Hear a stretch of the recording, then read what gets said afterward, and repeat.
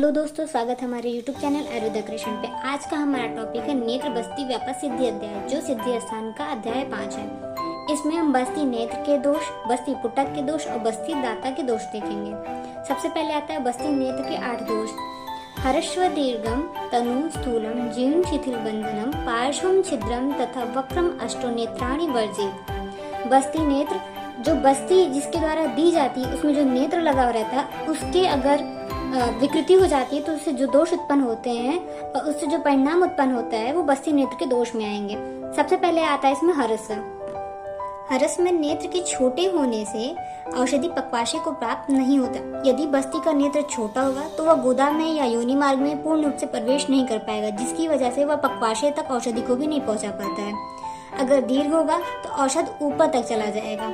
तनु होगा तो गुदा में छोप करता है, अगर मोटा होगा तो गुदा में खिंचावट करता है। अधिक जीर्ण हो तो गुदा कट जाती है। और बस्ती नेत्र में यदि बंधन शिथिल होंगे, बंधन अगर उसके ढीले होंगे तो औषध बाहर बहकर आ जाती है। यदि बस्ती के पार्श्व में छिद्र होगा तो बस्ती का द्रव्य निकलकर गुदा में पीड़ा करता है। यदि बस्ती का नेत्र टेढ़ा होगा तो टेढ़ा होकर गुदा में प्रवेश करेगा और औषध सीधा भी नहीं जाएगा। इस तरीके से बस्ती नेत्र के 8 दोष होते हैं। अब हम देखते हैं बस्ती पुटक के 8 दोष, उससे क्या हानियां होती हैं। बस्ती पुटक अर्थात जिसमें बस्ती भर के दी जाती है, अगर उसमें किसी तरीके की विकृति होती है तो उससे जो दोष उत्पन्न होते हैं वो बस्ती पुटक के दोष कहलाएंगे। इसमें भी 8 आते हैं। विषम मांस छिन्न स्थूल जालिका वातला स्निग्ध क्लीनश्य तन अष्टो बस्तीन कर्मशु वर्जित। सबसे पहले आता है विषम। यदि बस्ती का पुटक विषम होगा तो औषध की गति भी विषम हो जाती है। यदि बस्ती पुटक मांसल होगा तो कच्चे मांस की गंध आती है और द्रव्य से भी कच्चे मांस की गंध आने लगती है। जो द्रव्य उसके अंदर भरा जाता है उसमें से कच्चे मांस की गंध आएगी। यदि बस्ती का पुटक छिद्र युक्त होगा तो औषध का स्राव हो जाता है। यदि बहुत ज्यादा स्थूल होगा तो हाथ में पकड़ा नहीं जाता है। शिरा जाल युक्त होगा तो स्राव अधिक होता है। यदि बस्ती वात से युक्त होगी तो बस्ती में फेन भरा रहेगा, झाग, और उससे वायु प्रविष्ट होने का भय रहता है। शरीर के अंदर वायु का प्रविष्ट होने का भय रहता है। यदि बस्ती स्निग्ध होगी तो हाथ से फिसलने का भय रहेगा। यदि बस्ती क्लीन अर्थात गीली रहेगी तो भली प्रकार से हाथ में नहीं पकड़ सकते उसको हम। इस तरीके से बस्ती पुटक के 8 दोष समाप्त होते हैं।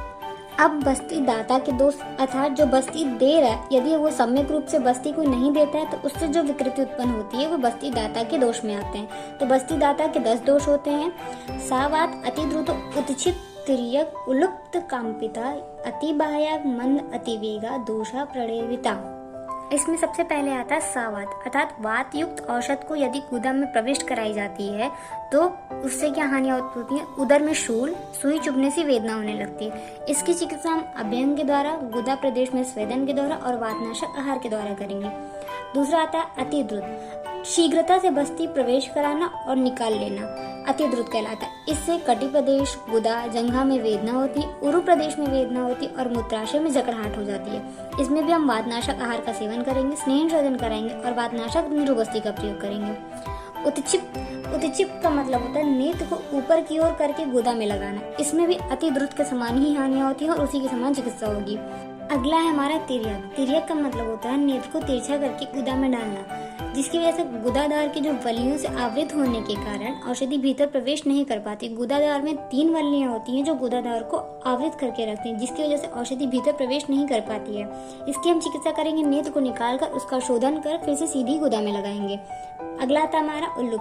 नेत्र को गुदा में डालकर बस्ती पुटक को बार बार दबाना या छोड़ना, जिसकी वजह से रुकी हुई वायु जो उरु प्रदेश और सिरा में वेदना करेगी और शिथिलता को उत्पन्न करेगी। इसकी हम चिकित्सा करेंगे बिल्व आदि पंचमूल, दशमूल, मैनफल, काली निशोध आदि द्रव्य के क्वाथ कल्प में गोमूत्र मिलाकर निरुबस्ती देंगे।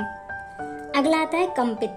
कंपित का मतलब होता है नेत्र को गुदा में डालकर हिलाना, हाथ कपकपाना, जिसकी वजह से गुदा में आघात हो जाता है और आघात की वजह से दाह, इंद्रियों में जलन और शोथ उत्पन्न हो जाता है। इसकी चिकित्सा करेंगे कषाय एवं मधुर रस वाले द्रव्यों से परिषेक करेंगे। कषाय, मधुर, शीतल बस्ती का प्रयोग करेंगे।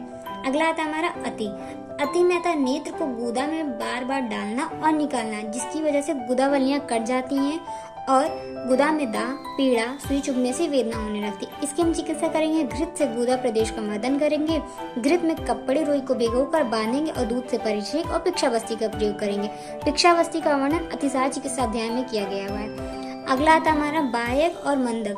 बाह्य का मतलब होता है नेत्र को गुदा में नेत्र को गुदा से बाहर ही छोड़ देना और मंदक होता है औषध को धीरे धीरे प्रवेश कराना, जिसकी वजह से बाह्यक में औषधि शीघ्र लौटकर गिर जाती है। और अगर औषध को धीरे धीरे प्रवेश कराएंगे तो औषधि पक्वाशय तक पहुंच ही नहीं पाती है, जिसके लिए हम उचित रूप से स्नेह बस्ती का प्रयोग फिर से करेंगे। हमारा आखिरी आता है अतिवेग। अतिवेग में औषध को तीव्र वेग से गुदा में प्रवेश कराना, जिसकी वजह से औषधि पक्वाशय में आकर वहीं रुक जाती है या औषधि गले तक चली जाती है। इसके लिए हम चिकित्सा करेंगे बस्ती एवं विरेचन का प्रयोग करेंगे। यदि औषधि गले तक चली गई है तो उसे गले को दबा देंगे, पर इतना नहीं दबाएंगे कि रोगी की मृत्यु हो जाए। गले को दबा देने से औषधि नीचे की ओर चली जाती है। इस तरीके से हमारा बस्ती दाता के 10 दोष भी समाप्त होते हैं। इसी के साथ हमारा नेत्र बस्ती व्यापक सिद्धि अध्याय समाप्त होता है।